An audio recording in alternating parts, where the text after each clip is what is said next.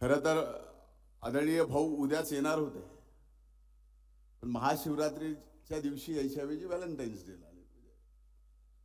पण त्यांची शिवभक्ती हे अनेक जणाला माहीत नसेल, मला माहिती आहे. पण उद्याच्या ऐवजी आज जरी आले तरी प्रभू वैद्यनाथ त्यांना आपल्या सगळ्यांपेक्षा जास्त चांगलं आरोग्य देवो ही प्रभू वैद्यनाथाचरणी महाशिवरात्रीच्या निमित्तानं मी प्रार्थना करतो. खरं तर आज हे कार्यक्रम आयोजन केल्यानंतर माझ्या भगिनी पंकजाताईंना जेवढा आनंद होतोय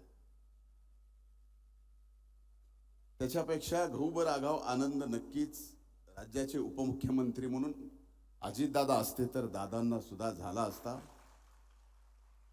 कारण शेतकरी आणि पशुधन यांच्यावर त्यांचं असलेलं प्रेम आणि आपण प्रत्येक जण दादांना फार लवकर उठतात, फार लवकर कामाला चालू करतात. याचं कारणच हे होतं की सुरुवातीच्या काळात त्यांना पहाटे उठून धार काढावं लागायची आणि पुण्याला जाऊन दूध विकावं लागायचं.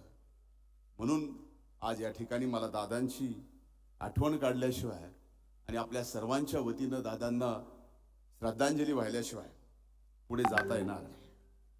आज या कार्यक्रमाला राज्यातून नाही तर संबंध देशातून ज्या पशुधनाचे मालक आलेत